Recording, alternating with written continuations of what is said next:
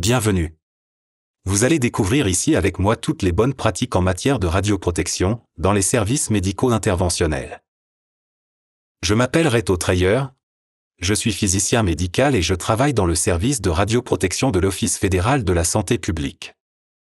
Je vais vous guider tout au long de ce film à caractère didactique. Ce film est destiné en particulier aux groupes professionnels. En effet, ils sont exposés très régulièrement au rayonnement en raison de la spécificité de leurs activités professionnelles. Si vous travaillez, par exemple, dans un bloc opératoire, ou encore, si vous travaillez dans un laboratoire de cathétérisme cardiaque, ou si vous exercez dans un autre service où les rayonnements sont régulièrement utilisés, vous faites partie du groupe cible de ce film didactique. Peu importe ici la catégorie professionnelle exposée au rayonnement à laquelle vous appartenez, le visionnage de ce film vous sera utile. Tout au long de ce film, nous vous aiderons à mettre en œuvre la meilleure protection possible dans chaque cas de figure. En effet, comme la pratique la plus rigoureuse nous l'a montré à de très nombreuses occasions, les personnes qui se protègent peuvent également protéger leurs collègues et les patients qui leur sont confiés.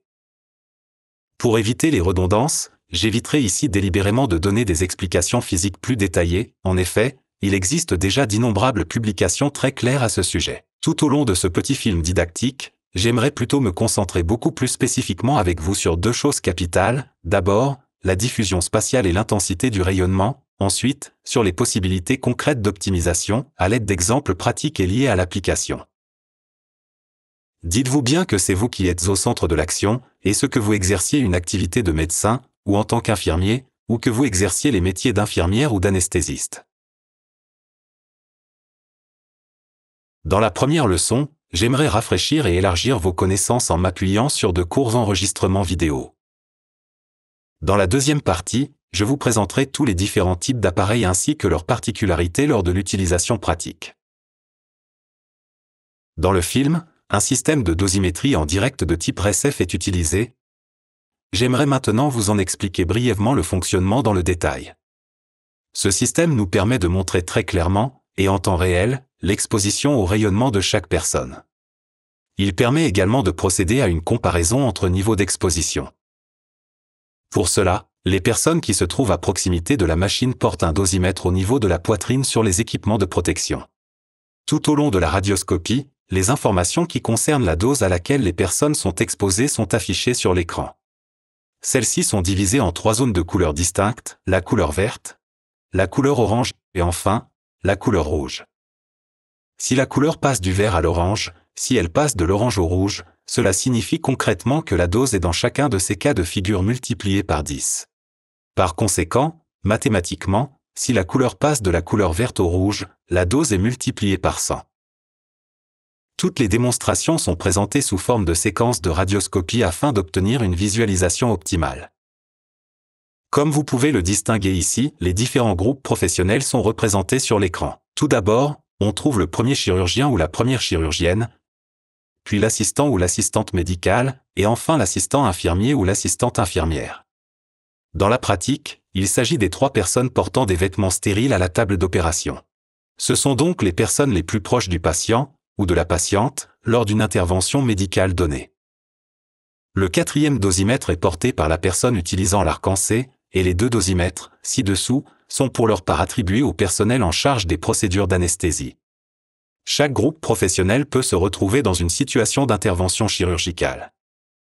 J'aimerais aussi mentionner, à ce stade, qu'aucune personne n'a été exposée à des radiations supplémentaires et inutiles afin de procéder à la réalisation des prises de vue que vous allez découvrir.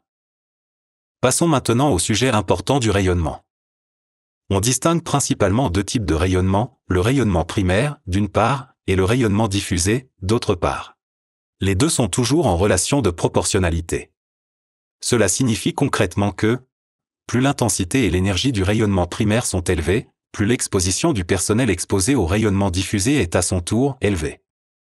Par conséquent, un rayonnement primaire optimisé est bénéfique aux deux catégories de personnes concernées, les patients et le personnel.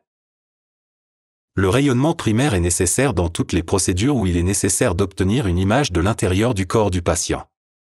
Selon la région du corps à examiner, l'intensité et l'énergie du rayonnement sont soumises à différentes exigences. La visualisation d'un petit volume, pensons ici à une main, ou encore à un pied, nécessite une intensité et une énergie beaucoup plus faibles que celle d'un plus grand volume, comme c'est par exemple le cas quand on veut visualiser le tronc d'un patient, pour prendre l'exemple le plus évident dans ce cas de figure précis. La densité des tissus à traverser joue ici également un rôle important.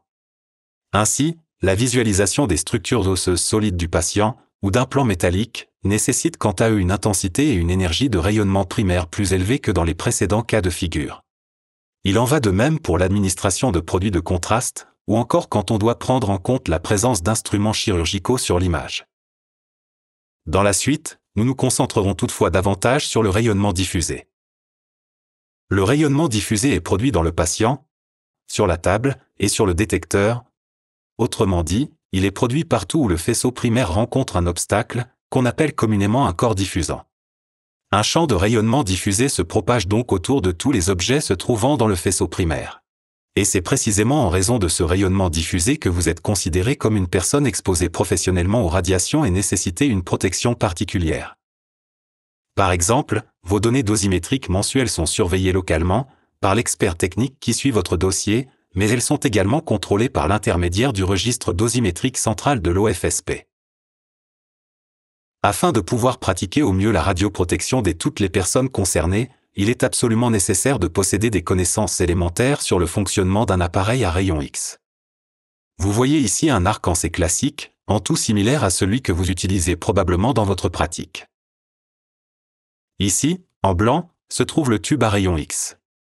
C'est dans ce tube-ci que le rayonnement primaire dont nous venons de parler est généré. À cet endroit, ensuite, il rencontre le détecteur, dans lequel l'image est formée, laquelle s'affiche ensuite sur l'écran associé à la machine. Le rayonnement primaire est généralement déclenché par la pédale, quand il n'est pas déclenché par la commande manuelle, également disponible ici. Enfin, vous voyez ici, du côté gauche de notre prise de vue, la console de commande sur laquelle les réglages techniques peuvent être effectués par l'opérateur, pour générer, tout comme pour procéder à l'optimisation du faisceau. Je parlerai plus longuement de la procédure spécifique à l'optimisation du faisceau ultérieurement. Qu'en est-il, maintenant, du rayonnement diffusé? Le rayonnement primaire est, pour sa part, généré dans le tube. Il atteint, ensuite, le corps diffusant. Le traverse, pour, enfin, atteindre le détecteur. Mais où se trouve le rayonnement diffusé maintenant? Si au cours de la procédure le rayonnement primaire atteint le patient, il en résulte alors toujours un rayonnement diffusé. Comme vous pouvez le voir désormais, la partie du rayonnement diffusé à forte dose est ensuite rétrodiffusée, vers le tube. Cette partie rétrodiffusée du rayonnement diffusé ressemble, comme vous pouvez le voir, à un cône, dont nous avons pu constater que l'angle d'ouverture mesure environ 45 degrés. Étant donné que ce cône, comme je l'ai mentionné un peu plus tôt, est la zone qui présente l'intensité et l'énergie de rayonnement diffusé mesurables les plus élevées, il doit par conséquent être représenté en rouge sur notre écran. Si vous insérez maintenant d'autres cônes, vous pouvez alors clairement constater une réduction manifeste de la dose. Nous allons colorer également ces cônes. Le premier en orange foncé, le second en jaune et le dernier en vert. Prêtez attention à cette image, qui illustre clairement la distribution de la dose du rayonnement diffusé à partir de la position du tube à rayon X de notre appareil. J'y reviendrai à maintes reprises dans cette vidéo. Il est également important de mentionner et d'insister sur une chose capitale pour notre pratique, les couleurs du cône et les couleurs sur l'écran du système de dosimétrie en direct doivent absolument être considérées séparément. Contrairement à ce qu'on pourrait penser, il n'y a aucun lien ici. Cette échelle de couleurs n'annule pas non plus les principes fondamentaux de protection que vous connaissez déjà, il est toutefois toujours utile de les mentionner dans ce cadre pédagogique, à savoir le temps, la distance, les écrans. Elles visent tout simplement à les compléter. Les questions les plus importantes concernant l'orientation sont donc les suivantes, il est impératif de bien les retenir, tout d'abord, où se trouve le tube, et ensuite, quelle est ma position par rapport au cône de couleur. Quoi qu'il en soit, nous savons aussi que les images en disent plus long que les mots, alors commençons par la première leçon. Débutons par une situation d'intervention chirurgicale somme toute classique. Toutes les personnes concernées sont équipées de leur dosimètre et positionnées à leur place. Lors des prochaines prises de vue, vous pourrez le constater comme moi, aucune mesure de réduction de dose n'est encore prise. Notre appareil est, ici, placé en PA, autrement dit à l'arrière du patient. Il est réglé sur le mode automatique, ici, à 15 impulsions par seconde, et, dans ce cas précis, sans utilisation des diaphragmes. La région d'examen est, dans notre exemple, le tronc du patient.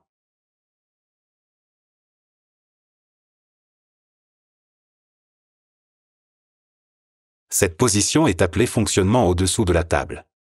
Cette appellation se fonde sur la position du tube. Comme vous pouvez le voir désormais, le cône rouge se propage principalement sous la table, et ce en raison de la réflexion sur le patient.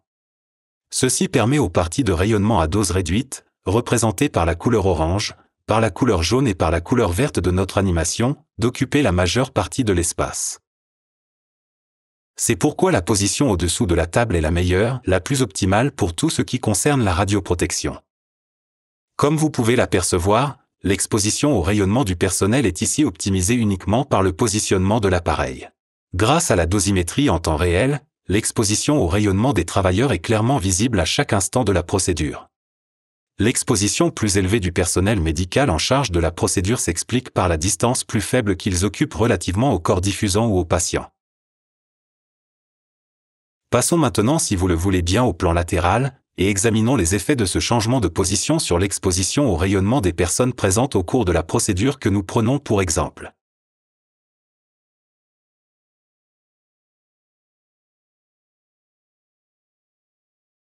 Il est très clair pour nous que l'exposition au rayonnement a augmenté pour toutes les personnes concernées ici, et en particulier pour le médecin, qui se trouve debout du côté du tube, comme pour les collègues en charge des procédures relatives à l'anesthésie.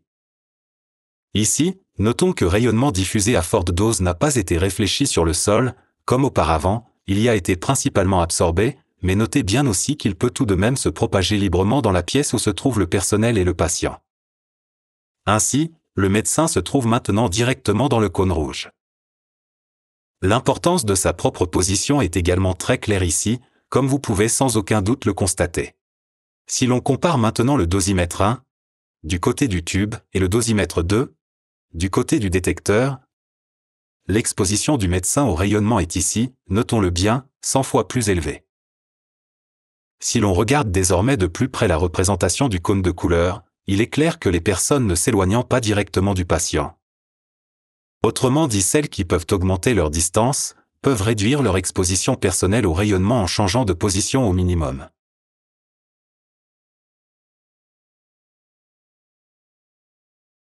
Si vous faites partie des personnes travaillant régulièrement ou fréquemment avec ce réglage ou des réglages similaires, il est recommandé de vérifier votre dose au cristallin à l'aide de la double dosimétrie.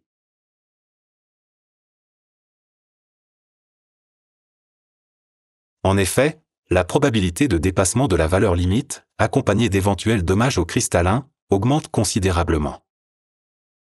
Il vous est également possible d'estimer votre dose au cristallin annuellement à l'aide d'un deuxième dosimètre personnel. Il sera placé juste au-dessus de votre tablier en plomb, et que vous devez impérativement porter pendant une durée d'au moins 4 mois consécutifs. Si les valeurs de dose mensuelles enregistrées augmentent régulièrement, il vous est alors recommandé de poursuivre non seulement la double dosimétrie, mais également d'observer très rigoureusement le port de lunettes composées de verre plombé. Si la valeur limite de 20 mSv par an est atteinte ou dépassée, le port de lunettes en verre plombé et la double dosimétrie sont obligatoires. Pour obtenir des informations supplémentaires, veuillez contacter l'expert technique de votre service. Il pourra également vous conseiller sur les mesures d'optimisation, telles que l'utilisation de moyens de protection supplémentaires. Dans la troisième séquence du film, nous examinerons de plus près la position au-dessus de la table. Dans ce cas, le tube est placé au-dessus du patient.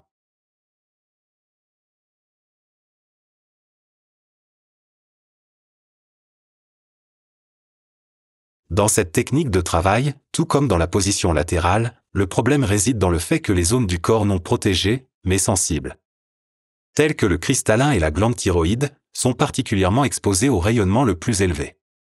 Ce réglage avec un arc en C normal est un réglage plutôt exceptionnel en chirurgie. Cependant, il est utilisé quotidiennement en chirurgie de la main et du pied, avec les mini-arcs en C actuels. En chirurgie urologique également, on estime que 50% des systèmes de radioscopie fixe sont conçus en position au-dessus de la table.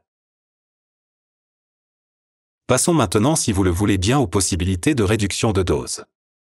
Dans un premier temps, Je vais vous présenter brièvement ces possibilités avant de vous montrer leur influence. Tout d'abord, le positionnement de l'appareil sur le patient doit toujours être vérifié. À cet effet, la plupart des appareils comportent un laser. Cela vous aide à positionner l'arc-en-ciel dans la région du corps souhaitée sans jamais avoir à radiographier. De plus, le détecteur doit toujours se trouver aussi proche que possible du patient et le tube aussi éloigné que possible du patient. Cela permet d'améliorer la qualité de l'image, tout en réduisant la dose du patient.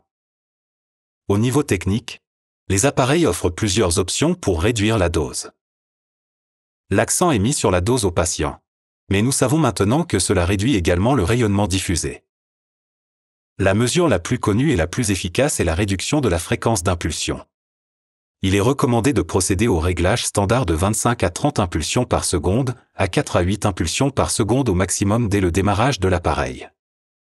Par conséquent, il est préférable de commencer à une fréquence d'impulsion faible et d'augmenter au cas par cas, plutôt que de commencer systématiquement à une fréquence d'impulsion élevée.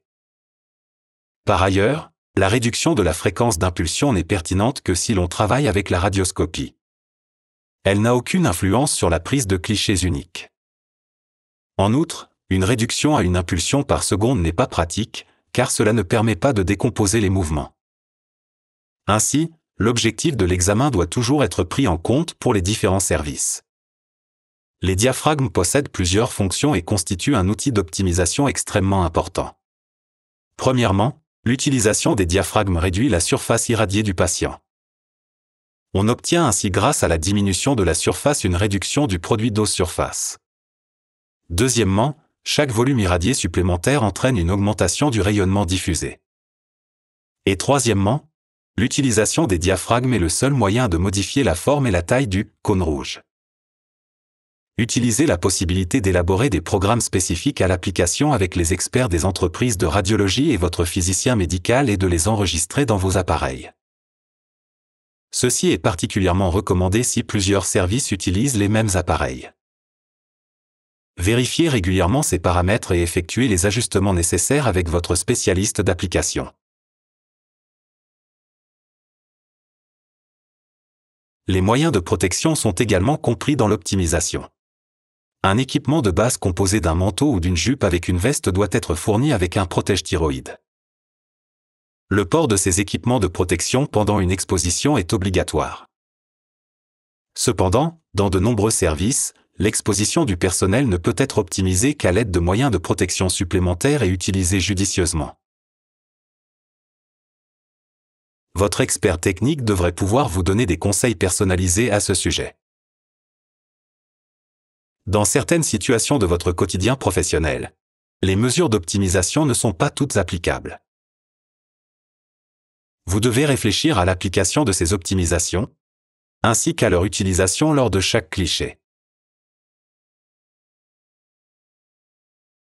J'aimerais maintenant vous montrer à quel point les réductions de dose peuvent s'avérer importantes avec la dosimétrie en direct.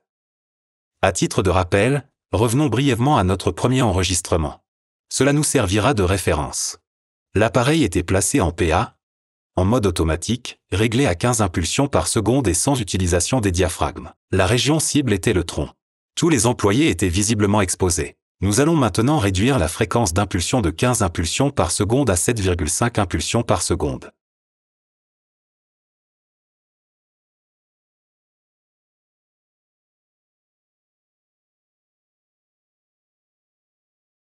Comme vous pouvez le voir clairement, la dose a été réduite pour l'ensemble du personnel.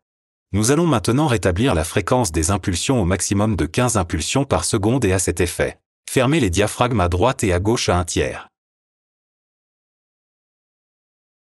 Lors de l'utilisation des diaphragmes latéraux, même si la dosimétrie en temps réel ne l'a pas clairement montré, le positionnement individuel est déterminant pour réduire son exposition au rayonnement ionisant. Je vous propose d'illustrer cela par un graphique. Comme je l'ai déjà mentionné, l'utilisation des diaphragmes peut influencer la forme ou le volume du cône rouge. Ainsi, le diaphragme à iris rond exerce une forte influence sur le volume du cône. En réduisant le champ à l'entrée du patient, le cône se rétrécit. Cela réduit également la partie du rayonnement diffusé à forte dose.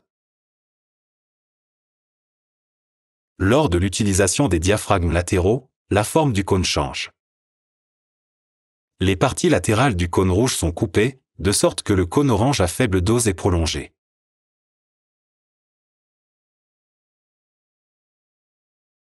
Une réduction significative ne se produit que si vous vous trouvez du côté de la coupe. Je voudrais maintenant vous montrer à quel point votre exposition peut être réduite en combinant la réduction de la fréquence d'impulsion et l'utilisation des diaphragmes.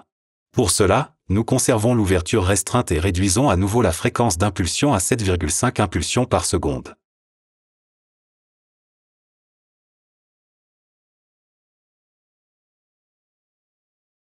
Comme on peut le voir sur l'écran, la combinaison a permis d'obtenir une optimisation si efficace que l'exposition au rayonnement a été réduite au minimum pour chaque employé.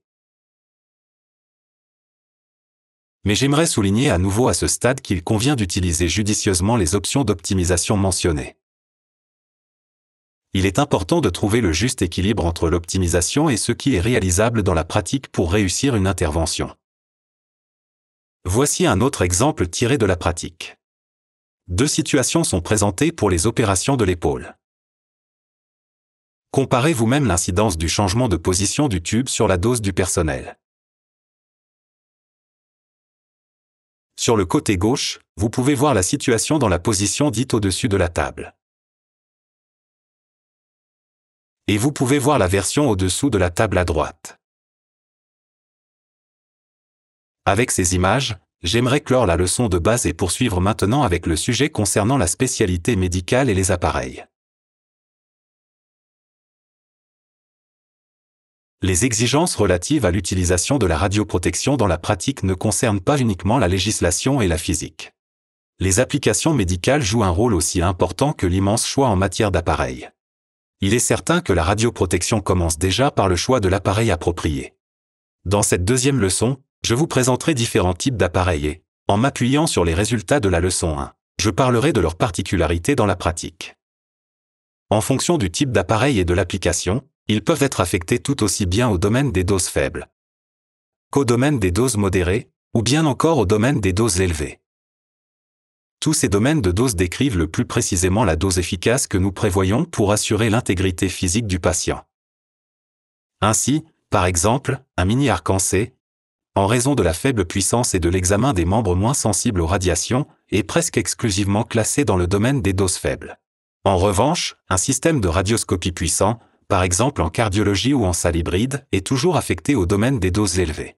Dans les blocs opératoires et dans tous les autres services, l'offre existante d'intervention chirurgicale, diagnostique ou thérapeutique ainsi que les techniques de travail et les besoins des examinateurs doivent toujours être pris en compte pour classer les appareils correctement. Étant donné que ce classement exerce une influence sur la sécurité au travail du personnel exposé, en cas de doute, les classifications doivent être contrôlées régulièrement par votre physicien médical. Comme je l'ai mentionné, il existe des arcs-en-C mobiles et des systèmes de radioscopie pour divers domaines d'applications chirurgicaux et interventionnels.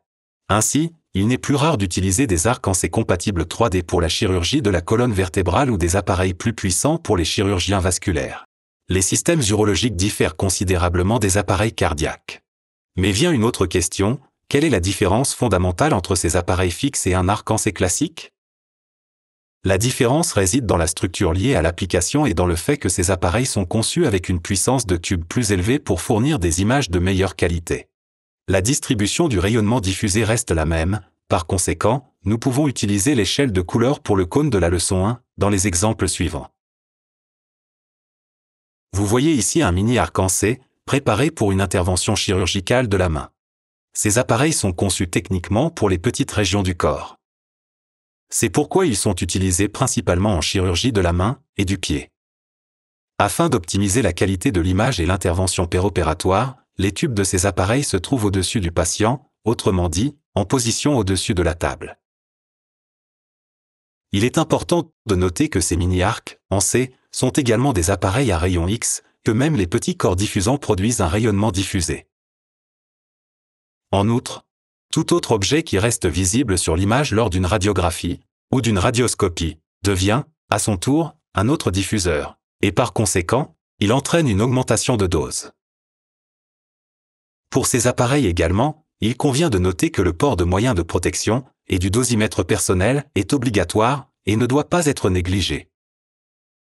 Dans la vidéo suivante, observez ce qui se passe lorsque les mains et les instruments des opérateurs deviennent visibles sur l'image.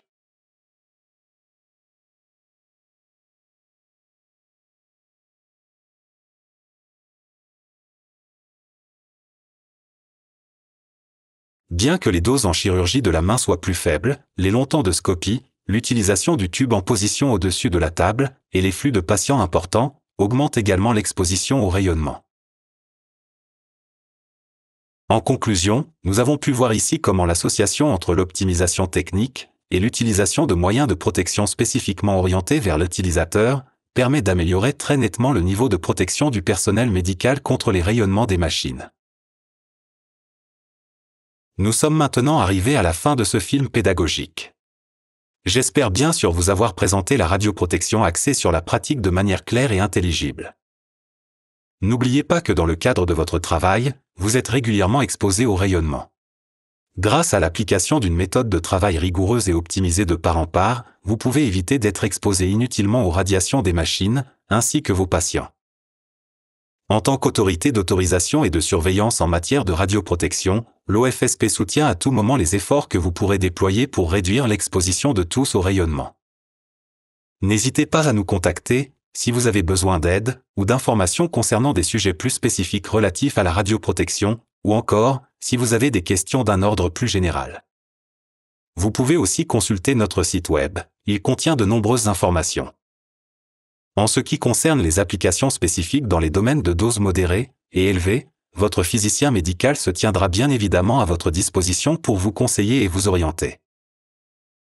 La mise en œuvre d'une culture promouvant la radioprotection nécessite le soutien actif et régulier des membres de la direction de votre entreprise. Rappelez-leur leurs devoirs, afin qu'ils assument pleinement leurs responsabilités dans ce domaine. En effet, et conformément à la législation sur la radioprotection, le titulaire de l'autorisation, ou les responsables d'une entreprise, sont également responsables du respect le plus strict des dispositions légales en matière de radioprotection. Le titulaire de l'autorisation est également tenu de définir le plus clairement et précisément les exigences en matière de radioprotection dans les directives internes de l'entreprise. Avant de vous dire au revoir, je tiens à remercier chaleureusement, au nom de l'OFSP, toutes les personnes qui ont permis de réaliser cette vidéo. En effet, la radioprotection est un travail d'équipe.